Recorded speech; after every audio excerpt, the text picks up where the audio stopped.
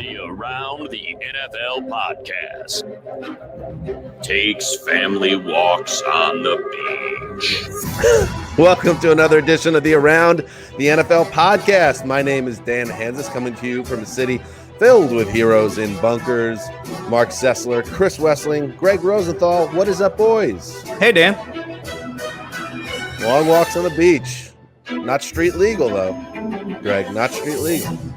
Not in Los Angeles County, no. Right. I have not been to the beach in quite a long time, although apparently it's a thing that people are like driving down to, San Diego County to take over their beaches. Yeah, that's something that's going on right now in Huntington Beach, Orange County. Wes, I saw Lakeisha. Your wife's the best because she embraces life in a way that I'm not used to seeing, like whether it was your engagement or the walk up to your wedding or the post-wedding celebration.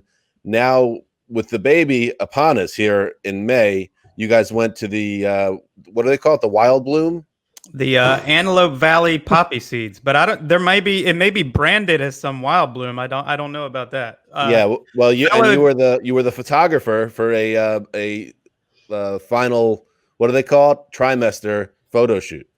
Yeah, one of your fellow Jets fans, Matt Sawicki, who used to work at the network. Good man, sent me a few places, suggestions to go to because he does a lot of photography, and his wife is also pregnant, so they did a similar shoot. Keisha, as you guys know, not only a very joyous person, but places a very high priority on photographs and pictures, and she's good at them. Like I thought the photos were great, and it was mostly just because she had set it up in the right locale with the right dress at the right time. Extremely tasteful is how I would put it. And don't cheat yourself, Wes. You're the man hitting the button. Ultimately, the Super Bloom is what it's known as.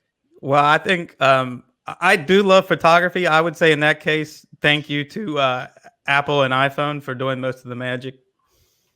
I think Wes hit that button about 9 months ago. Everybody else doing okay? Okay, Mark. Doing great. Yeah. Mark, your weekend was okay? I wouldn't call it that. I mean, no. It's gotten rough now where the only thing that I take joy in my entire weekend is the Michael Jordan documentary that only has 2 weeks left. Yeah. Yeah, it's long gone are the days. I remember, Dan, you and I we were Mad Men. We're very into Mad Men, and that would be Sunday nights also. And like you would have a very vivacious, active weekend with friends and kids and family. And then, Mad Men would cap it off. Now you're just kind of doing with the Jordan doc. It's like 2 days of housebound chores and life, and then an expansion into the Jordan doc, which I'm finally caught up on. Feel it is a wonderful piece of work. Good. Greg, you're okay? I'm good. Yeah. I enjoyed the weekend. There's at least some ever part get a cynical take from Greg about during this entire pandemic. Well, I don't know why you guys want me to like have feelings I don't have. I mean, of course, no, we do not. The anxiety about the world around us is ever present, and like reading that is depressing. But the idea of staying home all day, mostly with my family and going out and stuff, like there is a high level of attraction for me. Like that is sneaky what I've always just wanted to do. So I don't mind the excuse. There is a missing component there because Mark and I can easily say the same thing because we love our wives and children as well. It is still a lot. The confined space, the fact that you can't actually go anywhere, you can't take the kids anywhere. And as much as I love being with everyone, it kind of gets to you after a while. And I'm happy for you, Greg, that you apparently do not have the issue that many other people do. No, of course it's not like all easy, but just on balance, I guess like that level of stress I prefer over most any. And you can mix it up. Like we got some In-N-Out drive-through. They didn't get out of the car this weekend, but that was like a big adventure. We did a lot of biking and stuff. But I don't know. I don't need an excuse to read more. It feels good. I think like to Greg's point, I mean, one thing that's not happening is like, wait, how do you read? How are you reading? Where are the children during this? Fair point.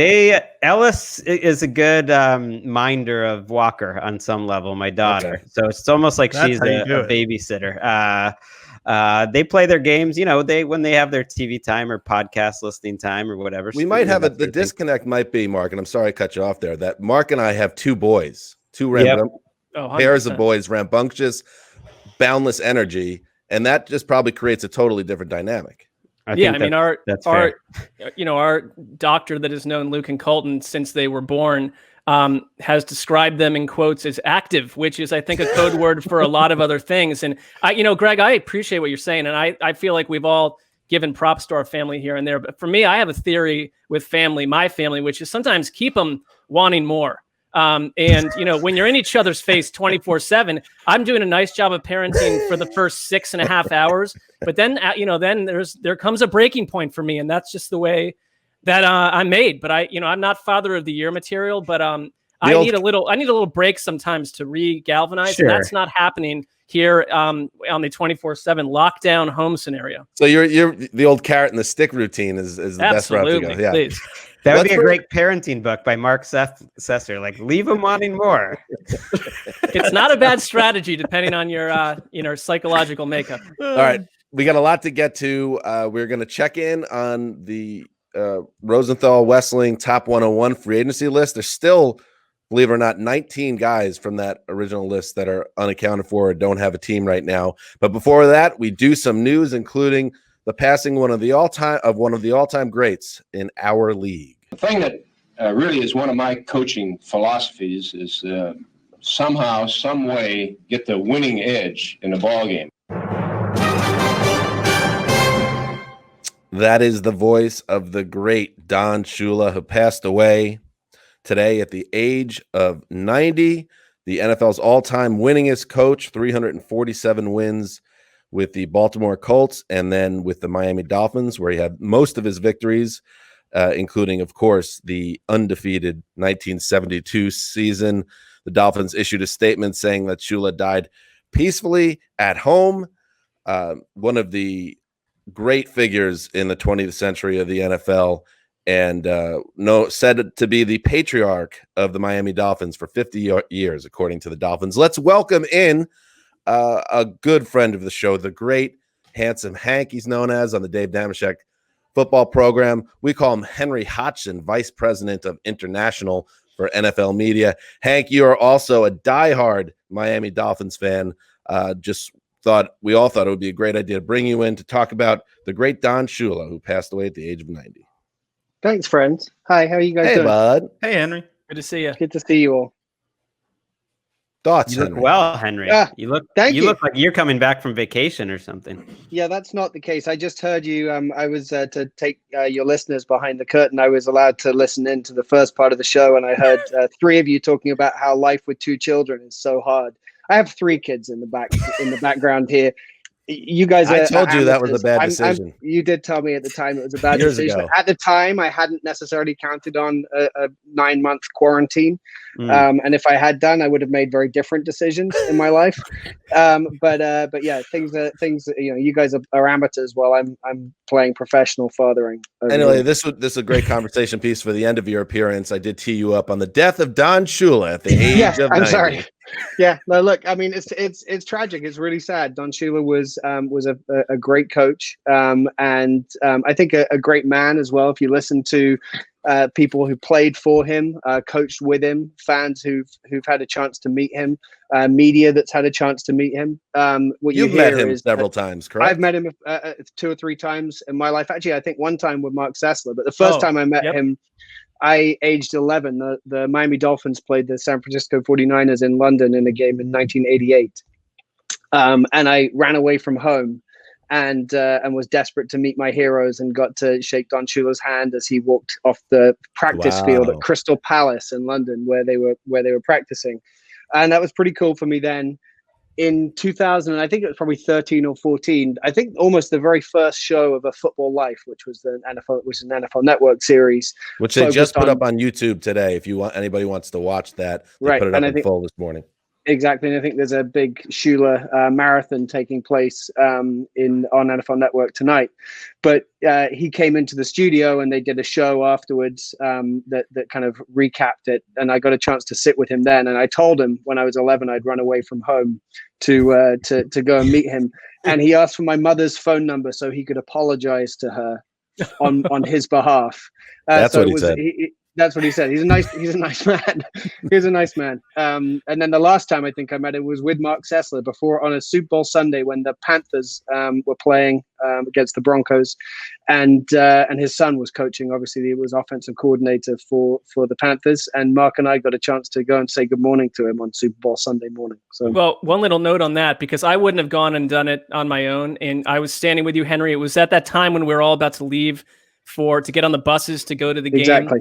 And, I thought, well, I don't want to bother him because he had a few people around him, and you were, and I loved your attitude, because in general, I feel like when you see someone and you have that one chance in life, go for it. But, he was in a wheelchair, I believe, and he was just, he had family around him, but you said, let's go do it. And I'll never forget this about Don Shula, because it was at a period where I think a lot of younger people don't really have an idea of who Don Shula is, the same way we didn't maybe know George Halas when we were just getting into football. And so you're not seeing the vibrant younger version. But when we went up and said hi to him, I just thought it'd be a handshake and you're on your way. He held your hand and he said, to each of us, and he was like, so where are you from, Mark? And are you married? And do you have kids? And how are things for you? And I thought, whoa, wait, Don Shula is extending this meet and greet that most people would want over in 2 seconds. So I think there's another side to Don Shula that I learned about that day. Yep, that's true. And then there's everything else about him, right? He was a coach that obviously won more games than any coach in NFL history, but he did it in many different ways. He did it with the Baltimore Colts and took them to a Super Bowl. He went to the Miami Dolphins as their second ever head coach after they'd had a short coaching spell with another guy, and then coached them to 5 different Super Bowls, and in entirely different ways. You had the 72 and 73 winning seasons, that perfect season that everyone knows about with Larry Zonka and Jim Kick and Bob Greasy. And then, 2 decades later, he was taking a Dan Marino-led team, which was, at the time, something that no one had ever seen before, playing offense in a way that hadn't been invented up until that point, and doing the same thing. And so I think, you talk about Belichick, who's obviously right up there with him as one of the greatest coaches of all time, and how his teams evolve every year. And Shula did the same thing, but he did it over a sort of 30 or 40 year coaching career. Wes, why do you think that Shula doesn't get brought up in the way that some other guys get brought up, like a Halas or a Lombardi or a Belichick or a Walsh? Well, I think part of it is the era in which he coached was not the most exciting era of football. The Dolphins were the quintessential team of the 70s, where they won with the running game and defense and did not want to pass. It was just, let's not make mistakes. And that came from Lombardi. Shula popularized Lombardi's style, really. And since Lombardi, to me, it's Shula and Belichick are the top two. And you see a lot of similarities between them. I think the highest compliment you can give to a football coach is one that was said about Bear Bryant in the South in the 50s and 60s. He can take his own and beat your own, and then he can turn around and take your own and beat his own. And Bum Phillips said that in the NFL about Don Shula. That's how the quote became popular, because Bum Phillips said it about Shula. And I think a lot of people think the same thing about Belichick. It's interesting to me that Dr. Z, Paul Zimmerman, asked a few of the big coaches in the 70s while he was writing Thinking Man's Guide to Football, give me one line about what you'd like to be remembered as. And Shula said, always fair, never screwed anybody, and his team traveled first class. And that is, there's always that sense of fairness when you talk about Don Shula. And the quote kind of morphed later in his life after all the Belichick drama and the scandals into Shula saying, I want them to say he won within the rules. I think that was a high priority for Don Shula. Yep. He touched so much of football history. He played for Paul Brown. He was, as a player, he was traded as in the biggest trade in NFL history to Weeb Eubank's team. I think people forget, our listeners who are young might not realize, like, Don Shula was the coach of the Colts when they lost, as the biggest favorite in Super Bowl history to the Jets, to Joe Namath. in Super Bowl III. And so Don Shula entered that 72 Super Bowl with a pretty big anvil on his shoulders. He had lost 2 Super Bowls. He had got blown out the year before with the Dolphins. So at that point, he had lost as the biggest favorite ever. He had been blown out the year before. And then they end up being underdogs the year that they were undefeated. I think you can argue, there's an argument to be made, those 2 teams, 72 and 73, as like a 2-year unit. If you just want to kind of evaluate what was the best 2-year run of all time, that those Dolphins teams to me would be right near the top. I think the Cowboys in the 90s would maybe be another one you throw in there. And Shula was essentially pushed out of the job after the 95 season, a 9-7 season. And there were some, bad feelings about that. Shula didn't sound like he was ready to go, but the organization was ready to move on. And I think it's notable that they decided that Shula maybe didn't have the edge anymore. And he was a guy that regularly took them to, 9, 10, 11 wins, playoffs all the time, obviously the Super Bowls. And ever since he left, it's been almost 25 years now. They haven't done almost anything in the league, as you know more than anyone, Henry. So I think with time, Shula deserves even more respect for it's so hard to be consistent, not just year after year, but decade after decade. And that's what he brought to the Dolphins. Yeah, he did. And I think around that time as well, you saw that there were 3 kind of great coaches in that period, Tom Landry and Chuck Noll, who continued coaching. And each of those guys sort of saw their present perhaps not matching up to their past. But Shula outlasted those guys. I remember just before he retired, they really made a big effort to try and sort of stock up the team for one more run for him. And it didn't work out. But, he continued to, I think probably the best rivalry at that time was between him and Marv Levy of the Buffalo Bills, and just seeing those 2 teams go head to head a couple times a season and often in the playoffs as well. It was pretty cool to have that chance to then understand that you're watching one of the greatest ever to do it as the coach of your team. He also had a big impact. He was on this competition committee, which I wouldn't remember. Yeah. But I checked out America's Game, which is probably the best single book on football history, and the competition committee was Shula, Tex Schramm, the old Cowboys,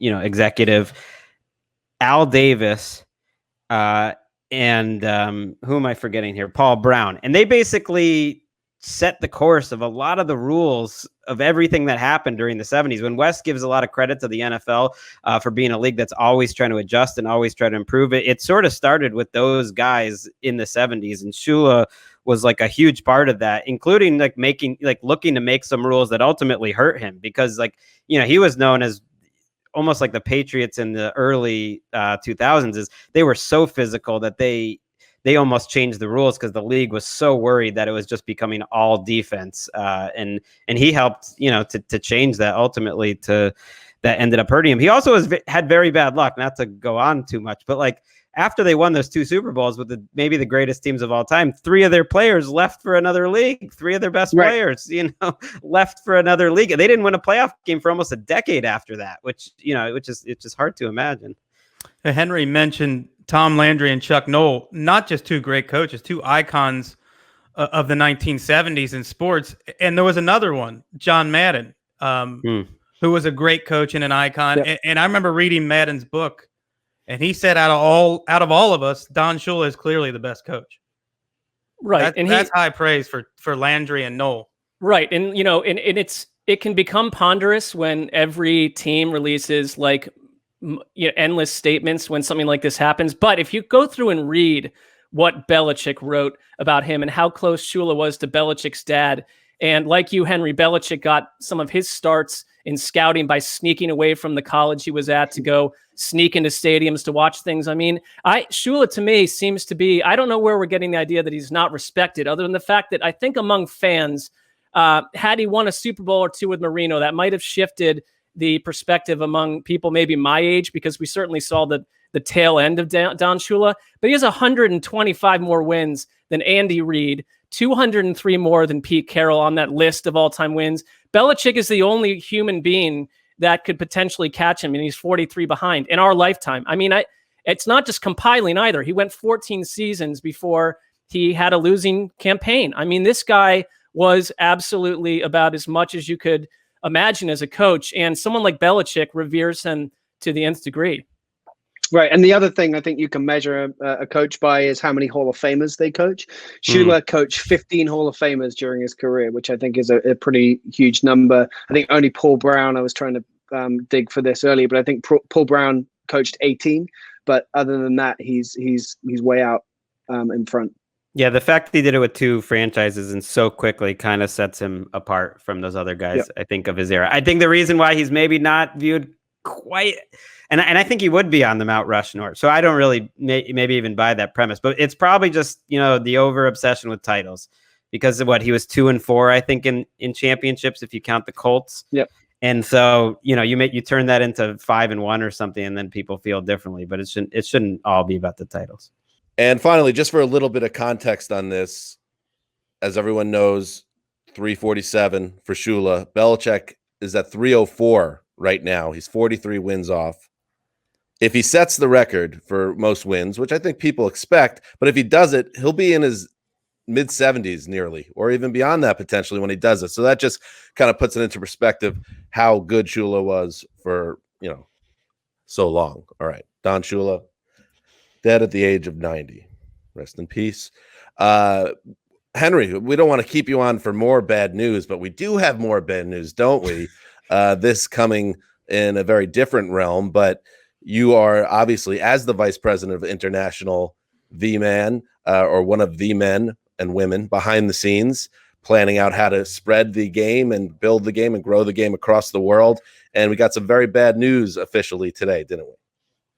Yeah, unfortunately, we won't be able to play games this year in London and Mexico. All the games for this NFL season will be played in the US, which is obviously sad news for our fans who I know a lot of them listen to you, both from the UK and Mexico, actually. But, the good news, I guess, is that we definitely will be back in both of those countries in 2021 if events allow. That's the plan. But yeah, certainly upsetting for fans in those countries not to be able to see their favorite sport being played locally. I see a quote on NFL.com, our story, from an individual that I'm sure you work very closely with, Christopher Halpin. I'm just curious why you're not getting the quote in this story. I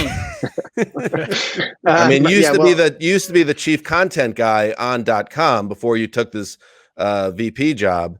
I'm just, it doesn't make sense to me. It doesn't match up. Okay, well, I'll have a word with people about that and see what we can do. Thanks, Dan. It's a huge bummer, though. It really is. And I imagine, Henry, I know you have the power to, with a snap of a finger, to decide whether we go back to London. But I imagine in a very different world that we won't be heading overseas this year either, because everything is going to be, if anything happens at all, everything is going to be very different this year. So it is, if that is indeed our fate as well, we're really disappointed. And I know the fans overseas, we've been lucky enough, Greg, the last 2 years to go to these games, and the place is packed to the gills. You see people wearing jerseys from not just the teams playing the game, but it's an opportunity for these UK fans and overseas fans to kind of pledge their allegiance and wear their own jerseys for whatever team they want. So to lose that is just another thing stripped away from not just the NFL, but like the sports calendar. It stinks. Yeah, and as cool as the Twickenham Stadium and the games at Wembley, which they're still doing. I think the games at Tottenham, which we were at last year, kind of puts it to a different level. I mean, the crowd felt like another level. Maybe it was just the sound, just how new the stadium. It just felt like it was like a Super Bowl type atmosphere that they're going to be playing in. But this is kind of the first big change. The schedule is expected to be released later this week, and I'm sure that this is kind of the warning. I don't expect a ton of other big changes in the schedule, at least not off the bat, but they're building flexibility into it in case other things need to be changed. I mean, I know I retroactively have probably won 45 sandwiches thanks to the coronavirus based on now expired sandwich props, but I think it's a huge Congratulations, bummer. Mark. Well, thank you. But it's, in our winners and losers from COVID-19. Mark Sessler, the only winner. There's no bigger winner than Greg. Apparently, he's having the time of his life. So I don't know what to tell you. But in my keep him wanting more theory, I mean, that little trip to London was critical to build into the year for just a little bit of personal space and time in a nice hotel and meeting wonderful people. Henry, I mean, this probably wipes out 6 or 7 weeks of travel for you. You were going to go to Mexico. 6 or 7. Well, you do the thing where you go and do like, hey, let's go to London for a week to look at the stadium to make sure that it looks good before we go back a second or third time, right? I mean, what happens to you now? What are you actually doing at work? I don't know where you get this from, but yeah, sure. I do have to make a few trips. You're right. I got to head back to West London and stay at Notting Hill Flat so I can test the fish and chips at the stadium. Henry's definitely read the Leave 'Em Wanting More parenting book by Mark Sessler. Yeah, by Mark Sessler. I did read it, and I decided I would really adopt that pretty hard.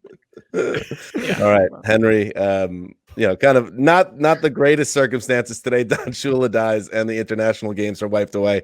But you are a man that can give us great information on both those topics, and you did. You hit it out of the park. I'm glad I did my best. I did my best. Do you want to add something positive? And more than anything, it was but the talk about Tua. The positive is I got to see you guys. It's nice to see all your faces, and that's the most important thing. That's the best thing that's come out of today. All right. Well, we miss you, Henry. I miss you guys too. I'm looking forward to when we can all be together again. In the meantime, Wes, I'll be around in about 35 minutes walking the dog. All right. We'll see you and Disco in a little bit. Exactly. All right. See you, buddy. See you guys. Thanks very much. Thanks. Well, see you, Henry. All right. Yeah, that's a bummer. But what can you do? Everything's different now. They'll go back to London. I mean, to me, like, I know the NFL hates the word exhibition, but in the old sense of the word, these international games are exhibitions of football. They're a spectacle, and without fans, they don't work. Yeah, well, that's certainly fair. All right. In other news, Andy Dalton has a new team, but it's not the team we expected it to be. Last time you joined us on the Around the NFL podcast, the Jaguars were said to be interested, and that seemed like a sensible place for him. But he ends up signing a 1-year deal with the Dallas Cowboys to back up Dak Prescott. The team announced it on Saturday. The deal has a base value of $3 million, could be worth up to $7 million if he hits all the incentives. Dalton, of course, played the first 9 years of his career in Cincinnati. Was released last week after making a request to the team. He's 32 years old. And Mark, this is an interesting landing spot for him because on the surface, it's certainly there's a chance he just rides the pine for an entire season and then hits free agency again. But also there is some drama, obviously, with Dak Prescott and his contract situation. And now you have a very capable backup behind him / another option for Jera if he chooses to go down that route. Well, I'm sure it won't be the end of the Dak Prescott, drama bullets that we seem to talk about almost every show. But for me, I love the signing for Dallas. I love it for Andy Dalton. He grew up in Katy, Texas. It's funny. His offense coordinator, Kellen Moore, he squared off with in 2 bowl games. So there's a lot of connective tissue here for Dalton. I think it was probably from a family angle, a great thing for him. It's like, when we try to figure out these landing spots, you look for need. And the Jacksonville Jaguars seem to us with Gruden there also the team that needed someone, and also, maybe a great spot for Andy Dalton to pick up 6 or 7 starts. But I would say this about Dallas. Think of those seasons back when they had Tony Romo and he would suffer one of his 4 billion clavicle injuries. And the guy behind him was a non-functional backup and the season would go totally down the gutter. So I love the fact that they went out and got someone. Now, they say they love Cooper Rush, but they went and got someone they can trust. And Andy Dalton is immediately the best backup in the NFL. Yeah, these 1-year contracts that he and Winston signed, it makes sense to me that if it's the most oversaturated quarterback market we've ever seen and there's no way they're getting paid, find the best spot possible where if the starter goes down and you get placed in there, you've got the weapons to go crazy and get a big contract next year. Yeah, Texas kid that played at TCU. I mean, there's got to be part of him that it's like a dream to play for the Cowboys. Then he's got to be thinking, if I do get to play, I could light it up with this team and rebuild my value. The fact that he's only making a $3 million base is just wild to me. It's like Jalen Richard got more money than that this offseason. Chase Daniel was getting that money more than that regularly. And so it really does show the kind of the market supply and demand just apparently has too much supply of quarterbacks. It doesn't quite check out, but you got to think that the Jaguars weren't offering like a ton of money either. And that he just chose the Cowboys because they thought, that it was a better situation. Well, also the Bengals did him no favors by, they knew they were going to get a quarterback and they dumped Dalton after the draft. I mean, there would have been other options for Andy Dalton back in March. I wonder what those options would have been other than Chicago. Can't blame the Bengals for trying to trade him. I don't. I'm just saying the timing probably didn't help Andy Dalton. I think he said that as well. He wasn't ultimately thrilled with it. And I was thinking about it on Friday. We were saying, oh, this makes a lot of sense. The Jaguars could be a good spot for him. But then I thought about it some more today, and it didn't make too much sense on either side. I guess it would make sense to Doug Marrone, who needs to win games. But if he went to Jacksonville, he could end up just being the next Nick Foles there, where the team stinks and he's the veteran quarterback that seems to be going nowhere. So it's like, why isn't Minshew playing again? And then Minshew would go back in and he would just be, his brand would suffer as a result. And from the Jaguars side of things, I mean, what are you trying to do? Are you trying to go organizationally? You're trying to go 8-8 or whatever? Like, because Dalton, we know, is not a guy. I think they are. I mean, I know, Greg. I know everybody wants to win every week and all that. But from like a big picture viewpoint, why wouldn't you just give Minshew the reins of the team? And if he's great, you have an answer. And if he stinks, you stink. And then you get a top quarterback in the draft next year. Maybe even the big guy. Louis Riddick put it well to me that, the backup quarterback he thinks is a top 30 roster spot. That's how he would look at it. That's more valuable than about 20, 25 roster spots. And I would agree with that. Like, it makes sense to invest in quarterbacks. It's a great move for the Cowboys. I mean, if Dak Prescott has an injury, he could keep them afloat. And it is leverage. The Casserly quote. The Casserly quote's way better. 2 more notes. Cooper Rush was waived today. So he is out of the picture in Dallas, and Dak Prescott has started 64 of 64 games since being drafted in 2016. So there is you never know in football, of course, but he is as durable as they come, Dak. So Dalton, we'll see. He may never throw a meaningful pass for Dallas. We will see. All right, moving on. Got a little caught up in that and forgot what we were talking about next. We got some fifth-year options. Oh, yeah. 5th-year option talk. Another daily reminder that Mitchell Trubisky exists. Another popular topic. He is, of course, the headliner here because the former number 2 overall pick of the Chicago Bears, the man that was infamously, and this will go down in Chicago history as basically the inverse of Michael Jordan dropping to the Bulls with the 3rd pick. They passed on both Patrick Mahomes and Deshaun Watson and traded up for Mitch Trubisky out of North Carolina.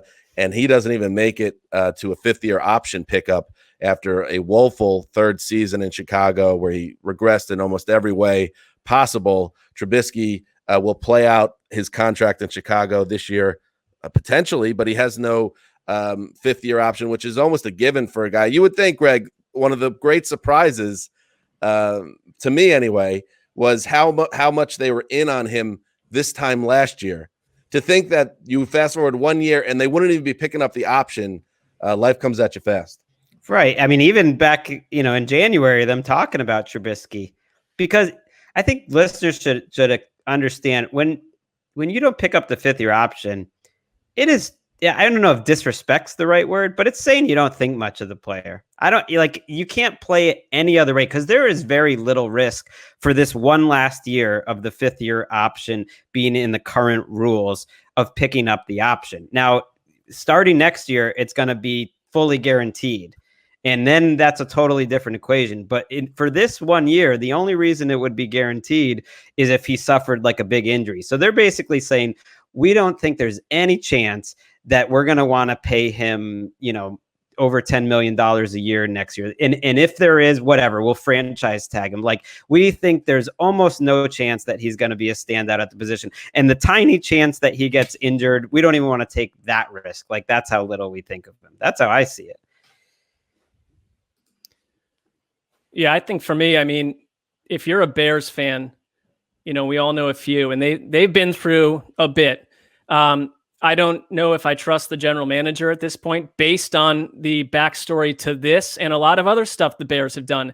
The team has somehow completely lost any sense of identity during Matt Nagy's run. And I would say this about Matt Nagy also. This is a loss for Matt Nagy. You were brought here to coach up and develop this quarterback. And I get that the player is not ready. Mitchell Trubisky is just not an NFL starter. And we've come to that conclusion previously.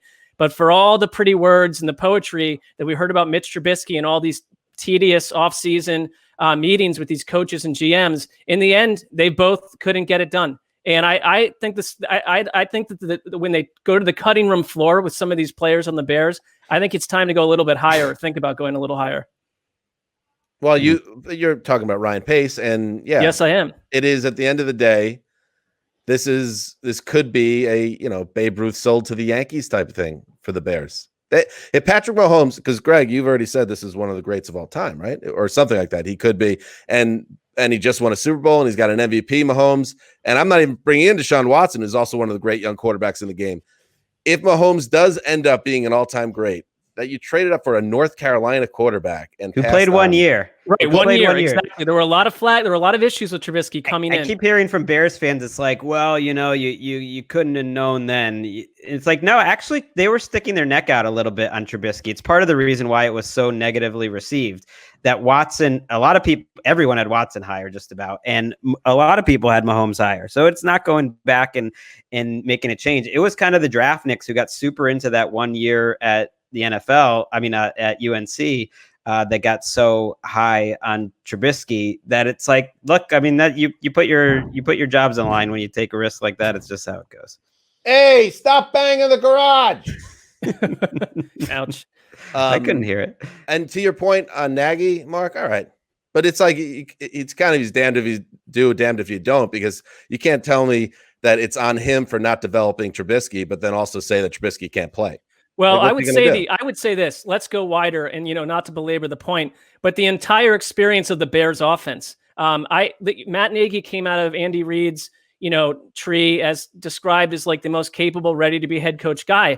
I haven't seen it yet. I don't see a huge differentiator. We talk about there being 4 or 5 coaches that really make a difference on Sundays. Matt Nagy, and he's had some issues put in his lap. I don't see him as one of those guys. Not close right now.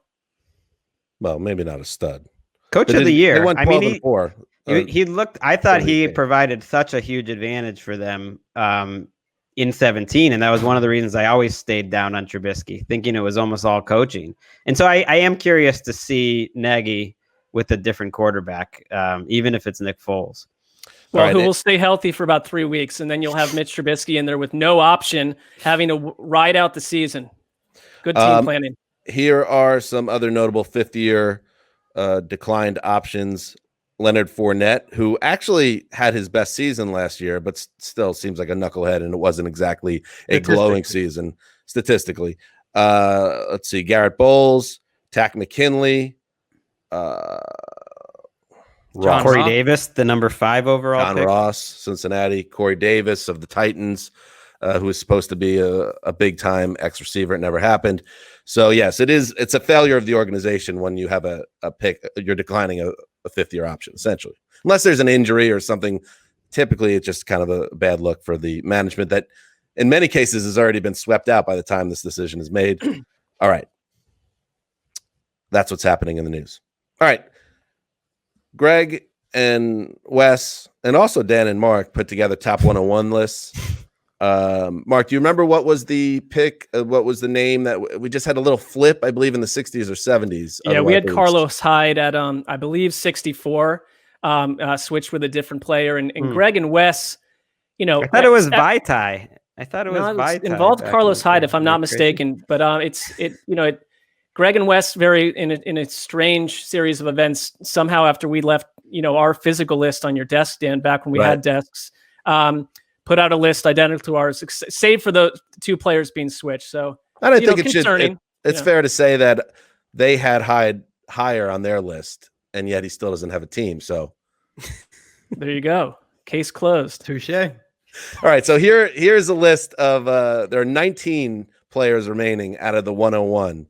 I'm just gonna like kind of rip through the list, and then you guys want to point out anybody that jumps out to you. Cam Newton, Jadeveon Clowney, we know both their situations. Everson Griffin, Logan Ryan, Jason Peters, Darqueze Dennard, Eli Apple, Carlos Hyde, Marcus Golden, DeMar Dotson, Michael Bennett, Prince Amukamara, Clayton Gathers, Eric Reed, Terrell Suggs, Damon Harrison, Michael Hendricks, Tony Jefferson, it is Michael Hendricks, Tony Jefferson, and Jordan Reed. Those are the 19 players. And Greg, it jumps out to me, there are players here that you can help, that will help rosters, especially there are a ton of teams out there that need, I'll start here in the secondary. And I see guys like Eric Reed and Prince Amukamara and Eli Apple and Logan Ryan. These are guys that are kind of starter level replacement type guys. Why aren't they signed yet? Yeah, Eli Apple had a deal with the Raiders and that fell apart. I don't know if that was a health thing. He was coming off of an injury. I would expect all of those guys you just mentioned in the secondary to find a team, especially Logan Ryan, who was playing at a really high level for most of last year. There is a date, and it's unclear what the date is, but it's in the next week or so when the signings no longer count for the compensatory pick formulas. And you would think that's when some of these guys could get signed. Because you're right, like those guys could start. Logan Ryan, and he has been mentioned as a possibility for the Jets. Like I'd be super annoyed if one of these guys, one of these corners is not on the Jets. I would be legitimately annoyed if at least one of these guys isn't signed by the big man, Joe Douglas.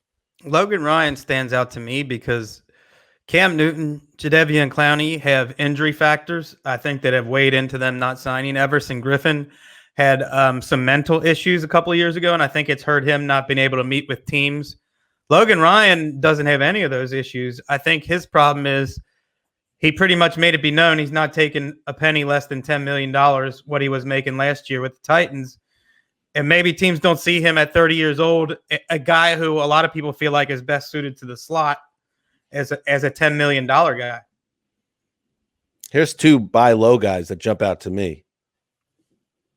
Damon Harrison, Snacks, who really struggled last year in Detroit. But before that, and by the way, there's some bad vibes, bad juju going on in Detroit, as we're hearing, and he's spoken out on that. Maybe it was just a bad year for him. I think he might have been banged up too. If you are a team that's getting killed in the run, maybe you take a flyer on Snacks at this stage, and maybe he gets the eye of the tiger back and gets healthy. Jason Peters is the other guy. He was a top left tackle for a long time. I know he's older, but at the very least, maybe a depth guy, or I feel like at this stage, maybe like Wes, you're saying, some of these guys still value themselves at a higher place than what teams are willing to spend. But two other guys that could be starters, I think. Does Jason Peters want to leave the Eagles? To me, he's never said anything about it that I know of, but I've had the sense that relationship has gone on so long that he might not want to play for anyone else, and he's waiting for them to kind of extend an olive branch and bring him back. I don't know. I kind of feel that way about Everson Griffin going back to Minnesota. I mean, he's on the record saying he'd do it in a weird offseason where maybe, you can go back to a team that would welcome you. They would need him. The scheme is known. You know everything around you. You don't have to move. I mean, some of these guys might wind up in familiar spots because of what we're dealing with right now. Yeah, the pandemic almost takes off the urge for these teams to sign these guys quick because they're not gonna have them on the field anytime soon. Anyways, Griffin is the guy who stands out to me. I mean, obviously Clowney and Cam can make an impact, but Griffin played really well last year. I mean, Griffin was probably more valuable or as valuable as Clowney was in 2019. I know he's older, and so that changes the equation, but he's been about as steady a pass rusher. If the Vikings can add him back, or the Browns, who just seem to get thrown around for whatever reason, probably because they are interested in Clowney and Griffin. If they could add one, like, to me, that would change the way either of those teams look. They already look pretty good. I'll throw one more out there. There's someone on this list that's in the back end of your top 101 that has done something that Jadeveon Clowney has never done in 6 seasons. The guy that wanted $20 million a year is have 10 sacks in a 16-game campaign. That is Marcus Golden coming off a 10-sack year. That seems like a guy that should be off the market. Teams are always desperate for somebody that can get to the quarterback. 10 sacks it doesn't mean you're a stud, but it means that you know what you're doing. You're a tactician at the very least. And Jadeveon Clowney, come back to me. You don't even have 10 sacks in your whole career. You have been, quietly a little down on Clowney or suspicious of the Clowney hype for a long time. And I hear you, but maybe he's my version of Mitch Trubisky for you, that when Bill O'Brien was being assassinated for that trade to Seattle, people are viewing him as Lawrence Taylor. Well, how about when I was being dressed down as being like, stop with your takes telling you that Mitchell Trubisky wasn't good 3 years ago. Calm down. Mitchell Trubisky will be fine, please. And it's just like, Mark, you stop with your football opinion over there. You don't know what you're talking about. He's saying that toward us, but clearly not me. Let's circle back on the Trubisky thing real quick then.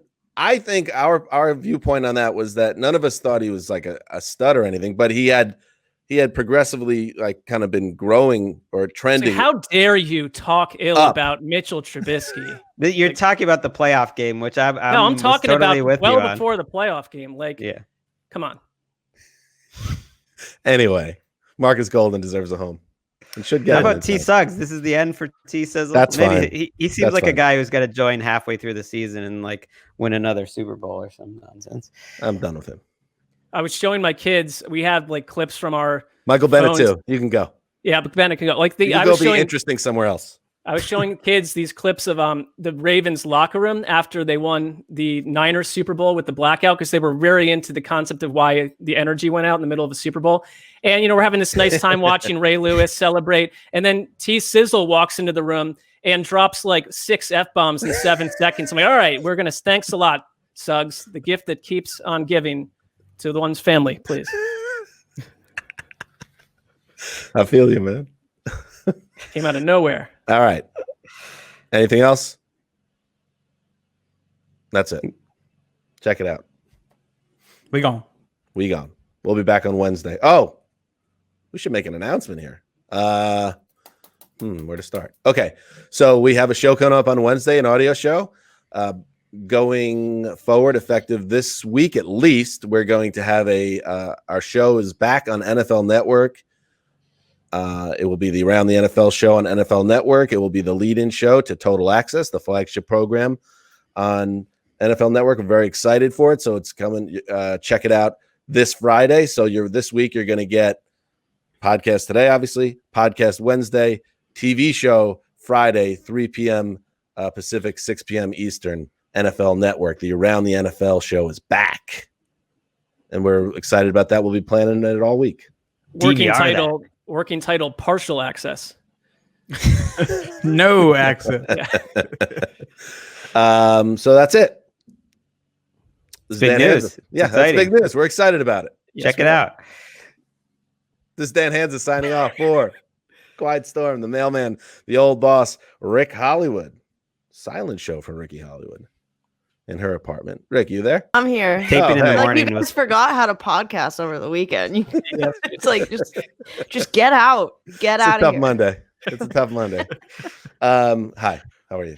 Hi. Did you have a nice weekend? I did. Yes, I did. I've been really. Do you want me to elaborate? Yeah.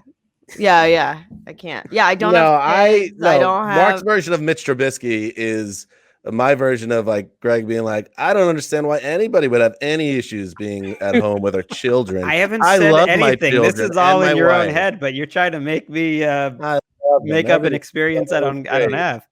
There are no problems in my house. It's like, good. I'm glad. You're in the minority. That's all. I'm happy for you, though. Sound it. All right. Anybody else have anything to say? No. All right. Let us end the show mercifully. Dan Hansen signing off for Quiet Storm, the mailman, the old boss, and Rick Hollywood in her apartment.